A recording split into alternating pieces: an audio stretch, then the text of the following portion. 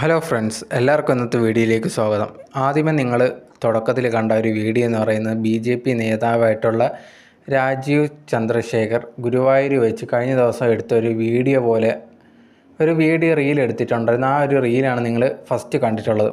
ഈ റീൽ എന്തിനാണ് ഇപ്പോൾ ഇട്ടേക്കുന്നതെന്നുള്ളൊരു കാര്യം കുറേ പേർക്ക് അറിയായിരിക്കാം, കുറേ പേർക്ക് അറിയത്തില്ലായിരിക്കും. ആ ഒരു ടോപ്പിക്കാണ് ഇന്ന് ഈ ഒരു വീഡിയോയിൽ നമ്മൾ സംസാരിക്കാൻ പോകുന്നത്. കുറച്ച് ദിവസങ്ങൾക്ക് മുമ്പ് ജസ്ന സലീം, കുറേ പേർക്ക് അറിയാവുന്ന ഒരു വ്യക്തി കൂടിയാണ്, സോഷ്യൽ മീഡിയയിലും മെയിനായിട്ട് കൃഷ്ണൻ്റെ പടം വരയ്ക്കുന്ന ഒരു മുസ്ലിം പെൺകുട്ടി എന്നൊരു പേരിലാണ് അറിയപ്പെടുന്നത്.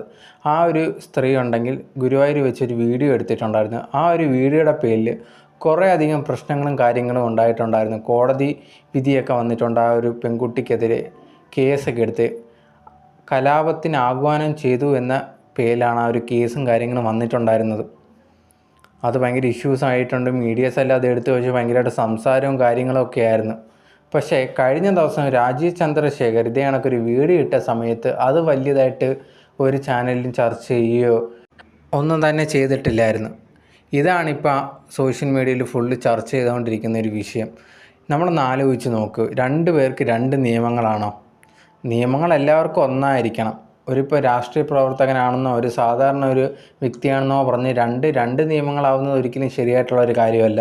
ഇപ്പം ജസ്ന സലീമിൻ്റെ കാര്യം, ജസ്ന സലീം ഇതിന് മുമ്പ് ഒരു കേക്ക് ഗുരുവായൂർ വെച്ച് മുറിക്കുന്ന ഒരു ഇഷ്യൂ പോലെ വന്നിട്ടുണ്ട്. ആ ഒരു സമയത്ത് വീഡിയോ ഒക്കെ എടുത്ത സമയത്ത് അവിടെ നിന്ന് ഒരു കേസ് കൊടുത്ത ഒരു കോടതി തന്നെ വിധി പോലെയൊക്കെ ഇങ്ങനെ വന്നിട്ടുണ്ട്. ഇതേ കണക്കൊന്നും ചെയ്യരുത്, വീഡിയോസോ കാര്യങ്ങളോ ഒന്നും എടുക്കരുത്, അതിൻ്റെ പേരിൽ ഒരു ഇഷ്യൂ വന്നിട്ടുണ്ടായിരുന്നു. രണ്ടാമത് ഇതേ കണക്ക് ഈ ഇടയ്ക്ക് വെച്ചൊരു മാല, കൃഷ്ണൻ്റെ വിഗ്രഹത്തിൽ ഒരു മാല ഇടുന്ന പോലെ ഒരു വീഡിയോ ഒക്കെ എടുത്ത് അവിടെ പ്രചരിപ്പിച്ചിട്ടുണ്ടായിരുന്നു. അതും ആ ഒരു സംഭവ സമയത്താണ് പുള്ളിക്കാരിക്കെതിരെ കേസ് കൊടുക്കുന്നതും അത് ഭയങ്കര ഇഷ്യൂ ആവുന്നതും പോലീസ് കേസ് എടുക്കുന്നതും ഇങ്ങനത്തെ സംഭവങ്ങളൊക്കെ. ഈ ഒരു സെയിം സംഭവം തന്നെയാണ് രാജീവ് ചന്ദ്രശേഖരൻ ചെയ്തിട്ടുള്ളത്. ആ ഒരു വീഡിയോ എടുക്കാൻ പാടില്ല എന്ന് പറഞ്ഞ ആ ഒരു ഗുരുവായൂരുള്ള സ്ഥലത്ത്, ആ ഒരു പെർട്ടിക്കുലർ സ്ഥലത്ത് അവിടെ വെച്ച് സ്ലോ മോഷനിലൊക്കെ നടന്നു വരുന്ന ഒരു വീഡിയോ എടുത്തേക്കുവാണ്. അത് പോസ്റ്റും ചെയ്തിട്ടുണ്ട്.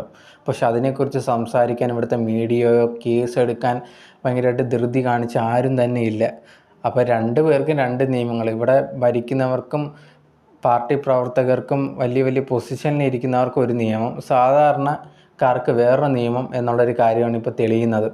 ഇങ്ങനെ ഒരിക്കലും ശരിയായിട്ടുള്ളൊരു കാര്യമല്ല. ആര് തെറ്റ് ചെയ്താലും നിയമങ്ങൾ പാലിക്കാത്ത ആരാണെങ്കിലും അവർക്കെതിരെ നിയമ നടപടി എടുക്കണം. അതാണ് മെയിനായിട്ടുള്ളൊരു കാര്യം. അല്ലാതെ ഒരു സാധാരണ വ്യക്തി ചെയ്തു കഴിഞ്ഞാൽ അത് ഭയങ്കരമായിട്ട് ഊതിപ്പെരിപ്പിച്ച് ഭയങ്കര കേസാക്കി അത് ഏത് വിധത്തിൽ എങ്ങനെയൊക്കെ കൊണ്ടുപോകാമോ അങ്ങനെയൊക്കെ കൊണ്ടുപോകും.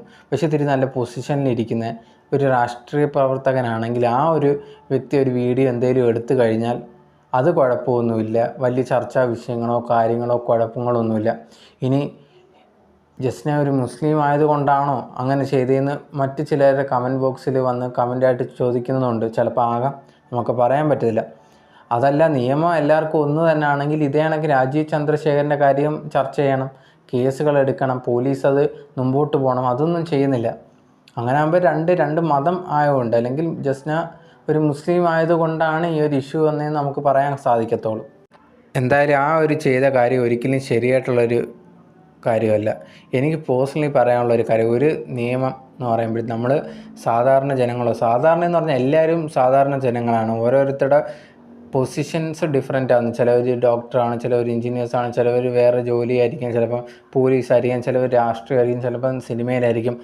പൊസിഷൻസ് എന്ന് പറയുന്നത് ഈ ഒരു കാര്യങ്ങൾ കൊണ്ടായിരിക്കാം മാറുന്നത്. ഓരോ ജോലി ഡിഫറെൻ്റ് ആയിട്ട് ചെയ്യുന്നുണ്ട്, അതിൻ്റെ അനുസരിച്ച് വാല്യൂ ഉണ്ടായിരിക്കും. എന്ന് പറഞ്ഞ് നിയമങ്ങളെല്ലാം മനുഷ്യർക്ക് ഒന്നായിരിക്കണം, ഒരേ രീതിയിൽ പാലിക്കപ്പെടണം. അല്ലാത്ത പക്ഷം ഒരാൾ ഇത്തിരി ഉയർന്ന പൊസിഷനിലാണ്, ഇത്തിരി ഉയർന്ന ജോലിയാണ് ഈ സമൂഹത്തിൽ ചെയ്യുന്നതെന്ന് പറഞ്ഞിട്ട് ഒരാൾക്ക് കൂടുതൽ പ്രയോറിറ്റി, മറ്റൊരു വ്യക്തി ഒരു സാധാരണ ജോലി ചെയ്ത് സാധാരണ രീതിയിൽ ജീവിച്ചു പോകുന്ന ഒരാൾക്ക് മറ്റൊരു നീതി ആവുന്നത് ഒരിക്കലും ശരിയായിട്ടുള്ളൊരു കാര്യമല്ല.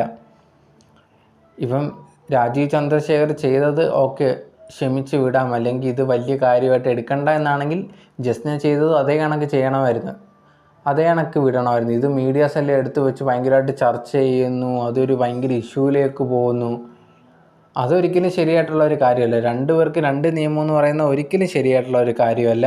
രണ്ട് പേർക്കും അങ്ങനെയാണെങ്കിൽ ഒരേ കണക്ക് നിയമം ആയിരിക്കണം. അതുപോലെ തന്നെ കേസൊക്കെ എടുക്കുകയാണെങ്കിൽ ഒരേ കണക്ക് എടുക്കുകയും ചെയ്യണം. അങ്ങനെ രണ്ടായിട്ട് എടുക്കുന്ന ഒരിക്കലും ശരിയായിട്ടുള്ള ഒരു കാര്യമല്ല. ആ ഒരു കാര്യത്തിൽ എൻ്റെ ഒപ്പീനിയൻ എന്ന് പറയുന്നത് ജസ്നയോട് കാണിച്ചത് അങ്ങനെയാണെങ്കിൽ തെറ്റാണ്. അവർക്ക് മാത്രം അങ്ങനെ ഒരു ശിക്ഷ അല്ലെങ്കിൽ ഒരു കേസ് എടുക്കുന്ന രീതിയിൽ അത്രമാത്രം ഇഷ്യൂസിൽ പോകേണ്ട കാര്യമില്ല.